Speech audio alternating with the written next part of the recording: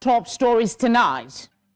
As End Bad Governance protest in Nigeria enters day 2, Nigerians demand solutions to end harsh living conditions. Southeast Nats Caucus decries ethnic profiling of Igbos. Borno state government eased curfew in Maiduguri as calm returns. And in the U.S., Kamala Harris formally chosen as Democratic nominee. Thank you for joining us. I'm Felicity Ezewike. Now, protest actions in Nigeria have played a significant role in the country's socio-political landscape, highlighting the citizens' reactions to various government policies and national issues. These periods have witnessed various agitations and demonstrations addressing economic policies and the cost of living crisis. It is day 2 of the End Bad Governance protest in Nigeria. From across the country, citizens are making their voices heard. There is anxiety and uncertainty of what may come next in Nigeria, with citizens apprehensive. As the nationwide protest continues, we've gathered a comprehensive report. Let's take a look at this, compiled by News Central's Chidinma. It is day 2 of the End Bad Governance protest. Shops have begun reopening and traffic levels increased in some parts of Lagos. Nonetheless, the nationwide protest in Nigeria continued into their second day as citizens demanded reforms and improved governance from their leaders. Immediately we saw those guys, very organized, numbering about 30. You will know that these are hired thugs who came purposely to disrupt this protest. So we raised the alarm, and that was why we faced the whole press and we told the whole world that ours remains a peaceful protest. The government asked us to endure, and they're not enduring. How can a minister be driving with 10 cars and you're asking me to buy fuel at 1,000 naira? How will you spend billions to build a house for only one man and millions are homeless? While agitations remain strong, News Central's comprehensive reporting observed a slight reduction in the number of demonstrators in Lagos compared to the first day of demonstrations. However, protesters remained resolute in voicing their demands for change. The people are hungry, okay? An hungry man is an angry man. We are not tired. We are tired of the status quo. We are tired of the narrative they keep giving us like we are stupid. We are not stupid people. We are citizens. We are sensible. We want a state that is working. There were a lot of attempts by thugs clearly affiliated to the government and the ruling party, to invade us and attack us. And the police did not do so much about that. And we think that the police need to do more because our lives are in their hands. While the protests were ongoing, the Commissioner of Police for Lagos State addressed the protest situations in major cities. Since I arrived, I've cleared the area, and it's only the protesters that are within this axis. Every other person, I've asked them to go. We don't need them here. I saw some area boys hanging around there. I've sent them away. These are boys that are on standby to hijack the protest and make it violent. We will not allow that. With no response yet from the president, tensions remain high in Nigerian urban centers, with reports of non-peaceful individuals attempting to disrupt the largely peaceful protests. There is concern about what may occur in the coming days without action from leaders to address the core issues driving this movement. In Lagos for News Central, Chidinma. Nigeria's Chief of Defense Staff has warned troublemakers disguising as protesters, saying that the armed forces of Nigeria will not allow a breakdown of law and order. This was as the defense chief spoke to newsmen over the recent End Bad Governance protest, expressing worry at the level of destruction observed in many parts of the country. He urged citizens to partner with government, saying that there can be no development without peace. Just to give an update as to the situation that's ongoing, we're all aware of what happened yesterday. It's the government have actually shown its own commitment by upholding its promise to allow people to associate freely without any rancor. But I'm sure everyone is disappointed with the outcome. Clearly, the security forces have done extremely very well. I'm very happy to mention what especially the Nigerian police force, have shown a lot of professionalism, including where members of the armed forces had to step in. But you can see that we have remained very professional in our conduct and will continue to do that, as long as the citizens also understand that there's a difference between peace and criminality. What we saw yesterday was, at the beginning, some semblance of a very peaceful demonstration, but which was quickly taken over by a bunch of criminals that don't mean us well. And if you remember, we have warned that there are individuals that are ready to cause mayhem once this starts. And so we want to appeal to Nigerians to understand that the federal government is doing the best it can for the country. The federal government, the present regime, is just there for less than 1 year, and it is not possible for them to have solved every financial, economic, security situation within 1 year. But I'm sure everybody, if we're truthful to ourselves, efforts have been made and have continued to be made. We have seen policies that have been made to address the economic situation on ground, including security situation. Things are improving. We are not where we are, but I can assure you we're heading there. Let's head now to Plateau State, where protesters against bad governance have called on government at all levels to improve on measures that will turn around the lives of Nigerians for the better. Many peaceful protesters gathered at the Popular Secretariat roundabout in Jos to protest what they described as bad governance, which has brought untold hardship on citizens. News Center's Chizoba Anyowe was there and now tells us more.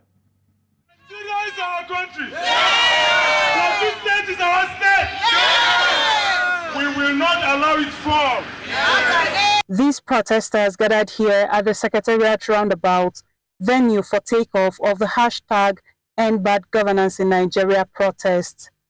They took about 5 kilometers walk to the old airport roundabout, where they assembled to buttress their point. This is a fight for us to make sure that we get the right governance in our nation. And so none of us is going to retreat. Are you going to retreat? We have asked them to fix refineries. We have asked them to block leakages. Rather, they are rather inflict more pain on us by bringing in subsidies of all types. Today, what is happening, you see many of our women and widows. They have killed our husbands. Yes. They have made our children orphans. Yes. Because of insecurity. What we're asking the government is to reduce fuel subsidy. You cannot tell us that you are selling fuel at the rate of 815 naira and yet you are paying subsidy. That is total scam, and we are not going to agree with that. We cannot be in this country where we produce rice, we farm, and yet buy rice at the rate of 3,000 naira. And the naira has been devalued. The weather was clement, but even in the face of rainfall, these protesters say they will not rest until the government does a self-retrospection for better ways of governance. We are here united in hunger, no more religion, no more political party. We are here as one family, we are here as the masses. We are going to press home our demand until something is done. We have no other country than this one. Yes. And we are going to stay here, and believe me, by the grace of God, we are going to salvage this country. Ensuring the protection and safety of the protesters, the General Officer Commanding 3 Armored Division and Commander Operation Safe Haven conducted a security patrol around the city center, where he had a word for his troops. We are here to protect the protesters. Our work to protect the protesters. And we are doing security agents. Security agents now, the police. We are only supporting the police. So we are here to protect the protesters or to people that want to hijack the protest. For some of the protesters who spoke off camera, they insist to be on the street so that President Tinubu will hear their cries loud and clear. In Jos for News Central, Chizoba Anyowe. Similarly, commercial and administrative activities have resumed in Umuahia and Aba, Abia State. On the first day of the protest, cities and communities in the southeast geopolitical zone largely boycotted the exercise. News Centre's Chinwe Ugele reports. It was as if the previous day's events had never occurred, as residents of Umuahia resumed their daily activities with a renewed sense of normalcy. Shops, markets, and even government offices buzzed with life on Friday, once the assurance came that business could proceed uninterrupted. The community remains steadfast in their decision not to engage in the ongoing protest. And I concur that the Southeast should not be programmed, should not be part of this protest. We have suffered a lot. They said their region has previously suffered significant losses in both lives and property due to minor provocations. As a result, they are determined not to inadvertently fall into the trap set by security agents. I was part of NSAS when I was in Lagos. I lost a lot of things during the time of that NSAS. So I decided I and my family will never belong to any protest in this country again. That's why I did not include myself in this hardship and the hunger protests. They will handle the difficult situation in the country as effectively as possible, choosing to address it without resorting to protest. We hold ourselves because of we don't want killing here. They have killed our youth a lot in this Igbo land. That's why all of us can come and do our job. They are advising the Igbo community to continue exercising restraint as the protests persist. The Southeast have suffered a lot, and we are always in the receiving end. The Senate President, he said, go to the protest and they will be eating. The Igbos will be eating. Let them go to protest. We have suffered a lot from them. In the coming days, it will become clear whether the people of the Southeast will join the protest or continue to remain indifferent until the end of the exercise. In Umuahia for News Central, Chinwe Ugele. To discuss this, we're joined by two gentlemen. We'll start with my studio guest, Ejike Opa. He is a global affairs analyst, and virtually we'll be joined by Kachan Onuju, a political affairs analyst. Thank you, gentlemen, for joining us. So you are in the studio, so I'll just start with you. Talk to us about the broader, before we talk about the recent story I just read, the broader implication of the clash between protesters and men of the armed forces. Well, thank you for having me. In a protest like this, I was not expecting to see Nigerian armed forces. I think in a civilian sort of exercise or demonstration of frustration, it should be the police. But when you now bring in the army, then it's going to just kind of trigger some sort of reaction or feelings. So I don't know why the army should be there. If they were there to support the police, they should be, sort of in the background, and not where they are showing force and, showing armored vehicle and flashing their guns. Stuff like this. So I think I should paraphrase that and say the military generally, because we know that we had police, we had other security agencies, not primarily the armed forces. Well, the military is different from the police. The police is supposed to do something for the internal security of the country. But because of the challenges going on in Nigeria, we have seen, the military being used, for the terrorist thing about, Boko Haram and all that kind of stuff. Again, that just shows you that Nigeria is just to get it together. Because when you use your own military to fight your own people, then the leadership is obviously doing something that is not right. The military is supposed to be to defend Nigeria against a foreign attack or another country. But when you are using your military on your own people, then something is fundamentally wrong. All right, let's go to Kat. Kat, if you can hear me, I want you to speak on the significance of the decision of protesters who refused the confinement to designated areas. in Abuja and in Lagos. What is the significance of this, and what does this mean, considering that we have the preemptive court judgment asking them to stay within these confines? Oh, well, you're talking about government acrobatics to try to confine citizens to protest in designated areas. I think that's not within the law. It's never happened before in our country's history in regards to protests. Protests are not done inside rooms, inside halls. No, protests are public demonstrations of discontent by citizens in regards to the state of affairs. And so far, we are happy that the protests have been peaceful. I also commend security agencies because from what I've seen, the politicians who normally hire the thugs to come disrupt and bring violence so as to give the government the alibi to go in and say, stop, it is becoming violent. I commend the efforts of the security agencies. I have followed this team from Lagos, and I condemn what happened in Kanu. I condemn the killings I had in Maiduguri and other places where lives have been lost. But I want to also commend the River State governor in his way of handling this. And I think this is what we're needed. It's not an issue of lying or even having some people try to ethnically profile Igbos. And that's what President Tinubu needs to talk to, because the people doing this in Lagos are President Tinubu's soldiers. And if he thinks that's a way to keep Lagos, I think that's a very, very wrong decision for him to do. He must address it, his government should condemn it, and the police and other security services should go after whoever is the owner of the Twitter handle Lagospedia.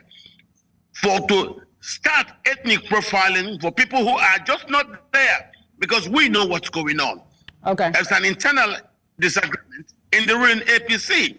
If we look at the places where these demonstrations have occurred, these are places where President Tinubu got his support from, and they are not happy with him. So it makes sense that he talks to them, not ignore them. And then, it's like a woman complaining about issues in the house, and the man is busy complaining about Chelsea Football Club not scoring the goals they want. She will go and smash the television. So I think we should talk to the protesters, listen to their grievances, and find ways towards meeting them, if not fully, somewhere halfway. I believe that is what we should do. Okay, I want to clarify what Kat is saying about, the coloration, the ethnic coloration that's coming to this. Is there a connection between what did you say? Their lack of participation in the protest, marked lack of participation in the protest in some parts of the Southeast? Maybe that has gotten this comment to come. And then if you think about that, even if you look at it from that angle, does it mean you act, it's a problem, you don't act, it's a problem? What's your thinking? I heard some of the Igbo governors or the Southeast governors telling the Igbos you don't have to do this. I think the deputy speaker or deputy senator. House of Representatives. Somebody or Carlo who said something, Igbos are not about to be used, they shouldn't do this. But there's a silent majority in this. It doesn't mean the Igbos are better off. Maybe they are just yielding or adhering to the advice or suggestion of their own governors, but they shouldn't. Because the problem is not just specific to the non-Igbo states, the Igbos too are suffering. So their governors stepping in and trying to make a political score by telling them don't do this is wrong. This is a nationwide thing. And Tinubu is commander-in-chief, but he has so far shown he's not commander-in-charge. Because if he was in charge, nobody else should be talking to Nigerians except him. He should be addressing the nation nationwide and say, look, I've heard your grievances, you've submitted your list of actions or what you want done. I want to engage you. I want to set up a committee. I'm actually looking at, Kat referenced it. There was a hashtag about Igbos must go. And the state government, let's be clear, has come out to categorically condemn that publication and say that it is not in the best interest of peace and unity for that to go on. So I'm just trying to find out, you But know. it's wrong. It's actually wrong to say that. You know, if the Igbos don't participate, that's fine. If the Igbos choose to, but this is not a situation where you say Igbos must go. You know, there are some people that said Tinubu must go. This is not going to lead to that. The point is, it's a nationwide crisis. It's a nationwide outcry.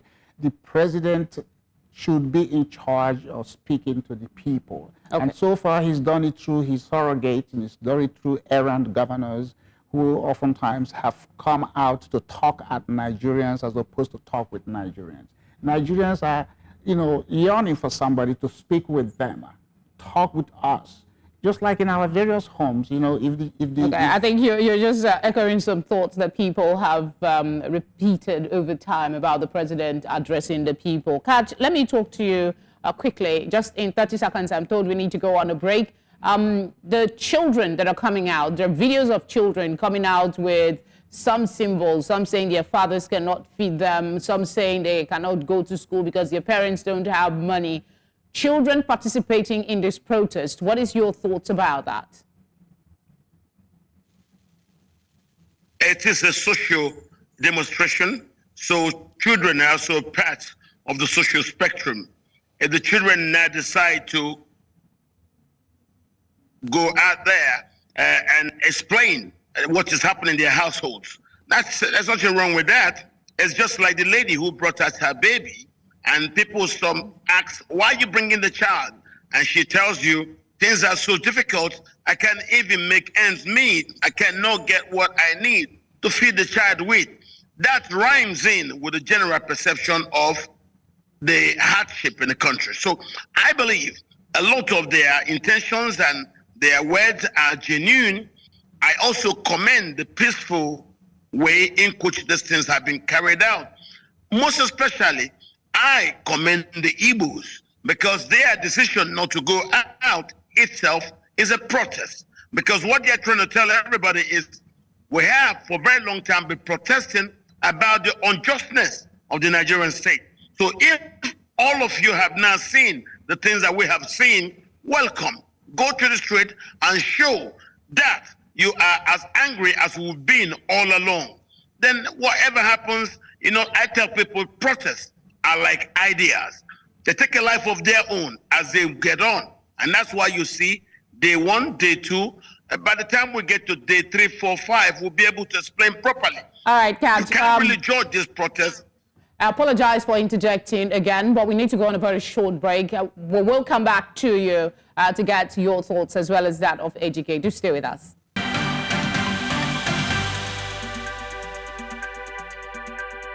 If you've just joined us, you're watching Tonight. A reminder of our top stories. As End Bad Governance protest in Nigeria enters day 2, Nigerians demand solutions to end harsh living conditions. Southeast NAS caucus decries ethnic profiling of Igbos. Borno state government ease curfew in Maiduguri as calm returns. Kamala Harris formally chosen as Democratic nominee.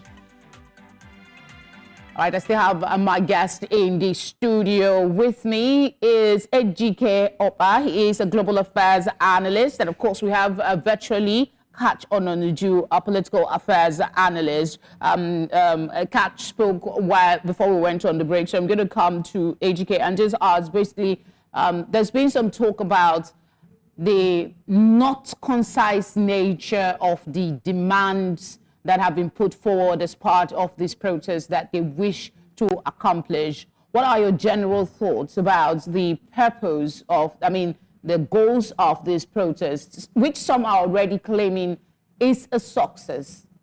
Well, when you say it's not consistent, or what are they expecting? There are so many people that are angered by so many things, and in that order, they're going to throw so many demands or ask, So the president has to, like I said, get a committee of people, or whoever is leading this protest. They said, hey, what do you want?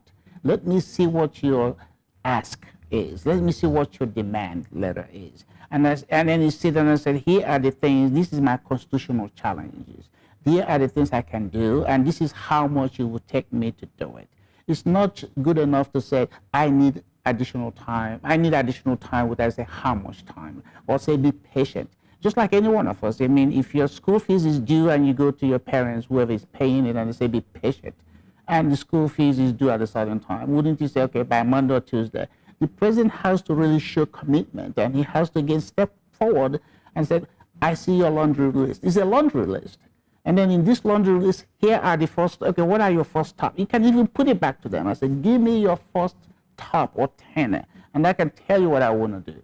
And so, but you don't just, have everybody talking and then he just sitting, behind.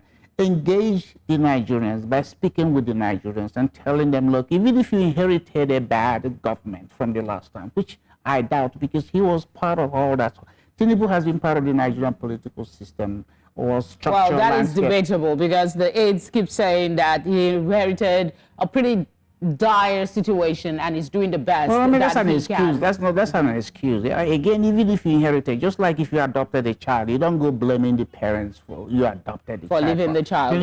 You just have to say, it is my baby now, I'm going to do my best. And he hasn't shown that he wants to do his best. He's just been avoiding it and deflecting and, having other people speak on his back. That's not how to provide leadership. All right, Leadership let's throw the question to Catch as well. Catch, your thoughts on the overall objective of this protest that people are on.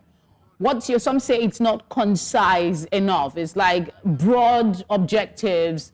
Will the government be able to address them in the time given, 10 days?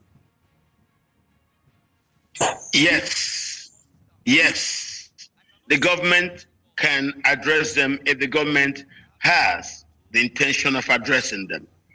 Any government can do what it wishes to do. It just depends on what the government chooses to do. I believe their demands cannot be met in 2-3 days, but talk to them, give them a sense of understanding of their plight and their grievances, and then try to give them hope in making promises. And there are also some things the government can also do instantly. For me, I commend the quality of coordination during this crisis by both the protesters and also the people in government who want to say, let's not go bad. I do not want to see the introduction of talks by agents of government. I want them to do what the governors in the East has done, talk to their people, not trying to manufacture talks who will now go and force violence. It's not getting anywhere because we are all Nigerians, and what the protesters are demanding are very pertinent to everybody who understands the truth about our country. There is nothing that's a lie in their demands. There is no lie about hardship. There is no lie about the bad governance. There are mistakes that have been made in terms of spending priorities by the government, and some of them have been pointed at in the demands and the words of the protesters. So I believe these things can be sorted. I think, look first what's going on in the East. The old Eastern region seems to be the best place. You saw what Governor Fubara did in Rivers yesterday. You saw what people like Governor Uzodinma and other people are also doing. Those are the things the government should copy. Talk to the people. We have to leave it there. Reach out to your people. Talk to them. All right, Catch, thank you very much for speaking with us. And AGK, thank you as well for coming to the studios. We appreciate your time. Thank you for having me. All right. Away from the protest in Nigeria, the Borno state government has eased the curfew in the state capital, Maiduguri, following the restoration of peace after recent twin bomb explosions amid nationwide protest during a visit to victims of the Kawuri bomb blast. Governor Babagana Zulum announced plans to re-evaluate the use of fertilizers in the state, particularly those implicated in manufacturing improvised explosive devices. News Center's Umaru Kirawa has the details. Residents of Maiduguri, the Borno state capital, can now heave a sigh of relief as peace returns to the area. The governor of Borno state, accompanied by members of his cabinet, visited the state specialist hospital to express their condolences and provide aid to the victims of the bomb explosion in Kauri, Konduga local government area. Yesterday's curfew is not as a result of the protest only, because we are foreseeing the dangers. And then we had a security situation that ISWAP and Boko Haram suiciders are willing to enter to Maiduguri. So henceforth the security council has taken the decision that no more gathering. And then I was told that some people are trying to attack Monday market, loot all properties, and government responsibility is to ensure the protection of lives and properties of the people. And then we have reviewed the curfew. Inshallah, by tomorrow 6 a.m., people will be allowed to go about their normal businesses. But whoever decided to take the laws into his or her own hand shall be dealt accordingly.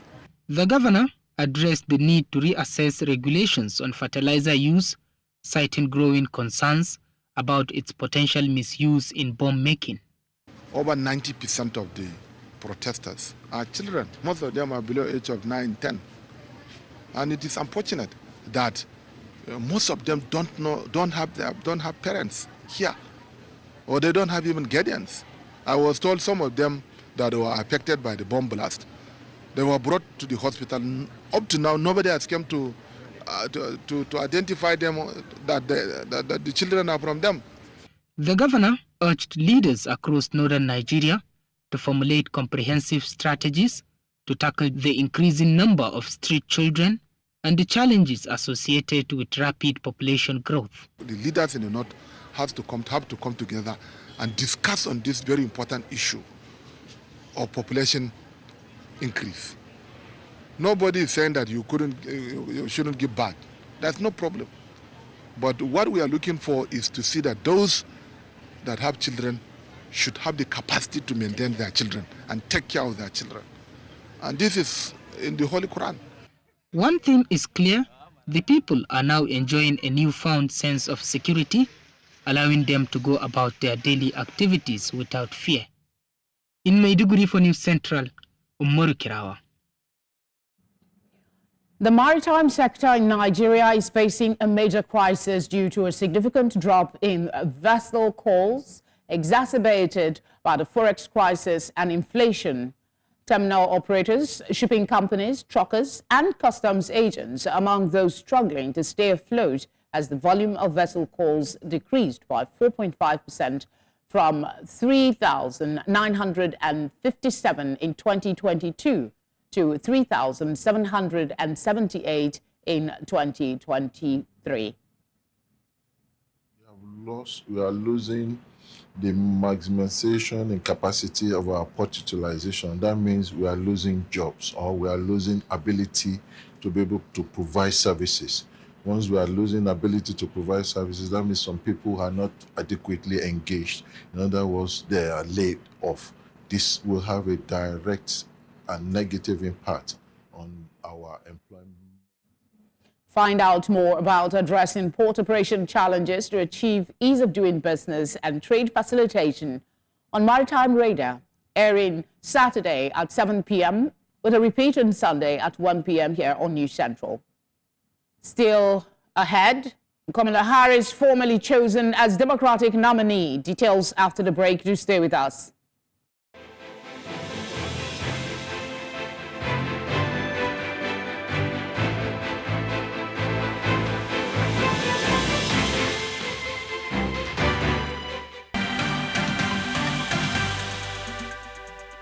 Thanks for staying with us. Let's now go over to our business desk for today's stories.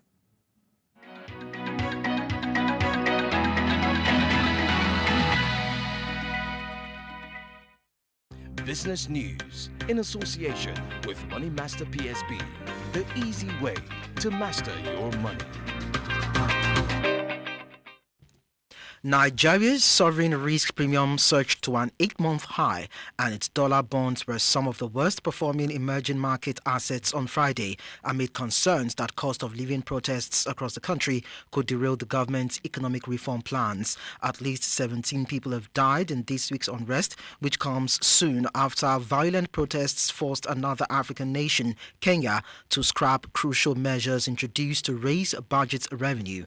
Some investors may fear a similar outcome in Nigeria, where reforms introduced by President Bola Tinubu have inflicted pain on the population. On Friday, the extra average yield investors demand to own Nigeria's debt relative to treasuries rose 23 basis points to 647 basis points, according to indicative data from JP Morgan Chase & Company. If the spread closes at this level, it would be the highest since November. Ethiopia's State Finance Minister Eyob Tekalin said on Friday that it expects creditors will agree to restructure $4.9 billion of debt when it completes its current restructuring exercise. The announcement comes as the country puts its long-delayed debt overhaul back on track after securing a new International Monetary Fund financing program. Agreed at the end of last month, the deal with the IMF will see Ethiopia receive financing of $3.4 billion for the 4-year program. It was announced hours after the country agreed to one of the fund's key recommendations and floated its currency, the birr. The finance minister says the government expects to finalize a deal with each individual creditor country over the next few months. Ethiopia's total external debt stood at over $28 billion in March this year. Private creditors hold only around 5% of the debt, with over 90% being the $1 billion Eurobond. South Sudan's economy is projected to decline by 5% in 2024 compared to last year's 7.0%, a new report has shown. The African Development Bank report released on July 31, 2024 cited South Sudan Country Focus Report 2024 data collected between March and July 2024. The decline is attributed to the disruption of oil flow due to Sudan's ongoing war. Oil is the mainstay of the annual budgets and expenses of the government of South Sudan. Thus, a disruption by the war in Sudan has resulted in the decline of the sources of revenue in a country struggling to recover from internal conflict and the slow-paced implementation of the 2018 revitalized peace agreement. And that's all on Business News. Many thanks for watching. I am Lekon Onobanjo.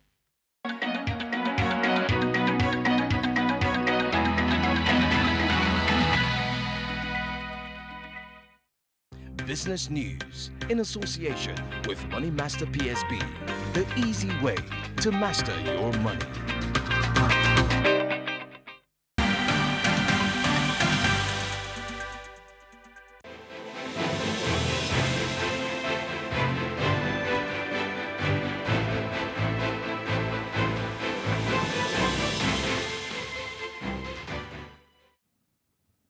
U.S. Vice President Kamala Harris has clinched the Democratic presidential nomination in a vote of party delegates.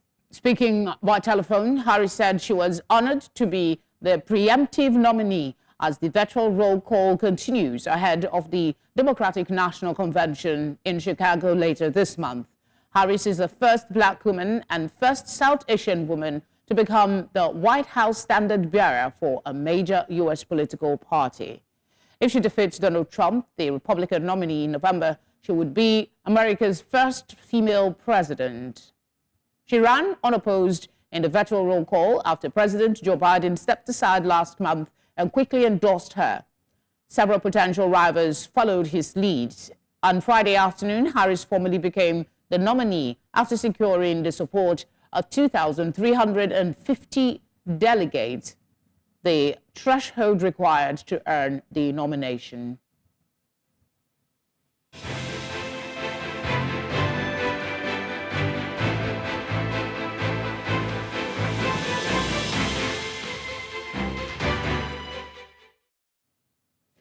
Up next is sports news.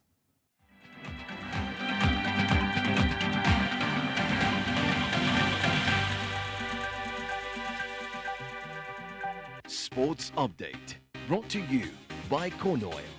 Corn Oil, we go the extra mile.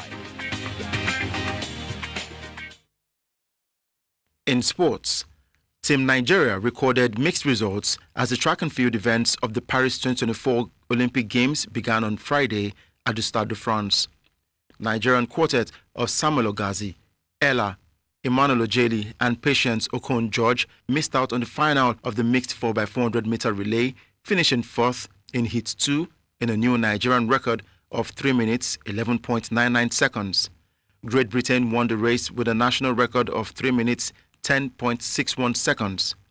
National women's high jump record holder Temitope Adesina missed out on making the women's high jump final after finishing 19th in the overall standings with a height of 1.88 meters.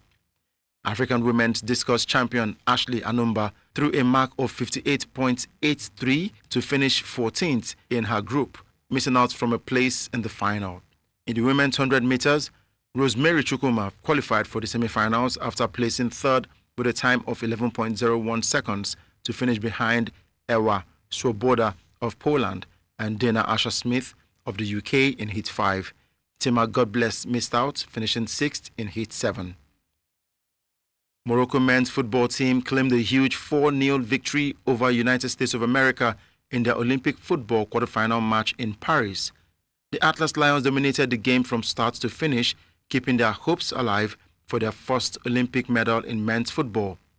Captain Ashraf Hakimi was among the goal scorers as the dominant Morocco outclassed the United States, marking them as strong contenders for a medal.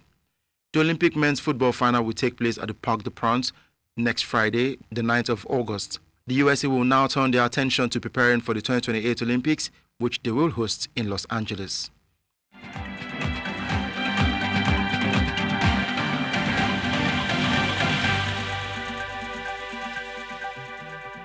Sports Update, brought to you by Corn Oil. Corn Oil, we go the extra mile. In sports, Team Nigeria recorded mixed results as the track and field events of the Paris 2024 Olympics. Up next is entertainment.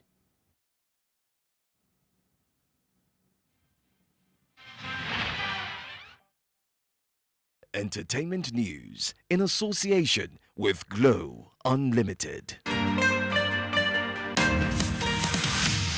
Tonight on Entertainment News, the Nigerian Oscar Selection Committee, NOSC, has announced 5 additional new members ahead of the 97th edition of the annual award. The 97th edition of the Oscars Awards is slated for March 2nd, 2025. NOSC, in a statement by its leader, Stephanie Linus, announced the managing director of the Nigerian Film Corporation, Ali Nuhu, film producer Blessing Egbe, popular journalist and film critic Victor Akande, Group Chief Executive Officer of Film House Cinemas, Kene Ukuosa, and actress Ijoma Agu as its new members. The committee stated that the 5 personalities will join returning members such as Stephanie Linus, who leads the team, Omotola Jalade Ekende, Victor Okai, Andy Amenechi, Yibo Koko, Izu Ojuku, Dimeji Ajibola, Isong, Jude Idada, Meg Otanwa, and John Njama. The traditional members were from different creative backgrounds and would invariably enhance the process of selecting the best film from Nigeria.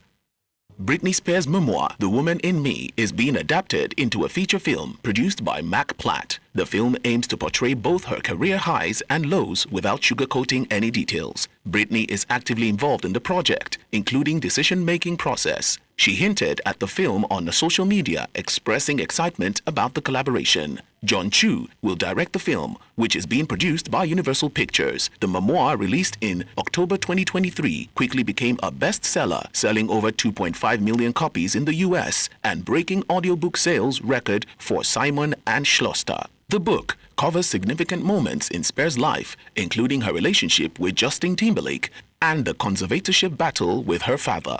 The audiobook is narrated by Michelle Williams, with Spears reading only the introduction due to the emotional content. Universal has a history of producing successful music biopics and is currently working on other music-related films, including one about Snoop Dogg and Prince. That's all on Entertainment Tonight.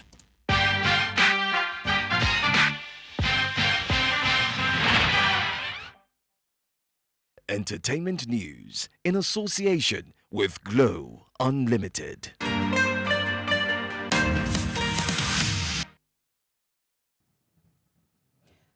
And that's all tonight. But before we go, let's take another look at the major stories.